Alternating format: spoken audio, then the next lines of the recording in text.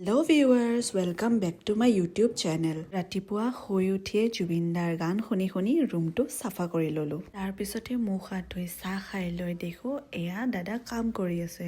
যিহেতু আজি ঠাণ্ডাটো কম আছিলে সেইটো কাৰণে তেওঁ কাম কৰি ভাল পাইছিলে। তাৰ পিছতে মোৰ আহিছিলে এটা পাৰ্চেল ল'বলৈ গলো। আহি দেখো বায়ে এয়া অমিতা আৰু তেতেলী সানি খাই আছিলে। আপোনালোকে খাই চাবচোন কিমান টেষ্টি লাগে। ময়ো বহুত কেইপিচ খাই দিলো অমিতা। তাৰপিছত এয়া বাক দেখিছেনে এনেকাতে বায়ে মাতিছিলে জানমণিকো। তাইও আহি খালে। তাইৰ ডান্স দেখিছেনে, মানে যোনে টেঙা খাই ভাল পায় তেওঁলোকে এনেকৈ এবাৰ খাই চাব পাৰে আৰু মোক ক'ব কেনেকুৱা লাগে। পিছতে মই মাক হেল্প কৰি দিলোঁ অলপ ৰহুন পিঁয়াজ চেলোৱা। তাৰপিছতে মাৰ মুৰ্গী মাংস হৈ গ'ল। এয়া মায়ে দিলে মোক ভাত খাবলৈ। ভাত খাই বা মই দাদা আমি অলপ ওলাই গ'লো বিলৰ পাৰৰ ফালে। গোটেই বিলখনতে দেখিছেনে ইমান ধুনীয়াকৈ পদুম ফুল ফুলি আছে। ৰাতিপুৱাৰ পৰত কিন্তু বহুত বেছিয়ে ফুলে। তাৰপিছত ঘৰত আহি থাকোঁতে এয়া দাদীক লগ পালোঁ, তেওঁৰ হেনো বেমাৰ হৈ আছে।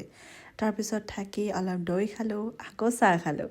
সেনেকৈ সন্ধিয়া হৈ গ'ল। মামাহঁতৰ ঘৰত আজি ডিনাৰত মাতিছে। আপোনালোকেতো গমেই পাইছে মোৰ মামাহঁতৰ ঘৰ ওচৰতে হয়। তাৰপিছতে জুই পুৱাই থাকোঁতে মামীয়ে আনি দিলে চাহ।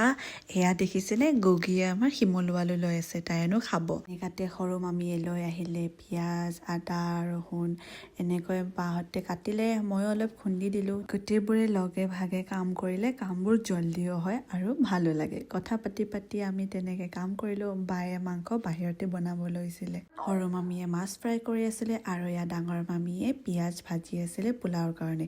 তেনেকাতে মাও আহি পালে। মা আৰু গুগীয়ে মটৰ গুটিবিলাক চেলাই আছিলে আৰু আমিও অহা দেখি ভাবিহঁতো আহিছিলে। এয়া মামীয়ে মাছ বনাবলৈ ৰেডি কৰি আছিলে আৰু লগতে বাও কিবা বস্তু ল'বলৈ আহিছিলে ভিতৰত। আহি দেখে মামীয়ে মাছ বনাই আছে আৰু মায়ে চালাডৰ বস্তু কাটি আছিলে। আজি বিশেষ তেনেকুৱা একো নাছিলে বাবে মই অকল অলপে ক্লিপ লৈ লৈছোঁ। দিনটোত কাম কৰিছোঁ বাৰু, নকৰা নহয়, কিন্তু উঠাবলৈ পোৱা নাই। তাৰপিছতে ইয়াত গোটেইবিলাকে বাহিৰত বহি কথা পাতি আছিলে আৰু বাৰো অলমষ্ট মাংস হৈ গৈছিলে।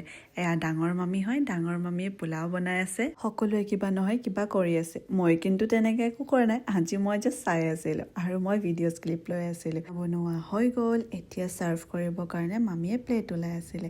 তেনেকৈ মোকো দি দিলে মামীয়ে খাবলৈ। চাওকচোন কিমান টেষ্টি লাগিছে। দেখাতে অকল টেষ্টি লগা নহয়, খায়ো বহুত টেষ্টি লাগিছে। গোটেইবোৰে বহি এনেকৈ এদিন খালে বহুত ভাল লাগে। দিনটো এনেকৈ পাৰ কৰিলোঁ। আজিলৈ ইমানেই।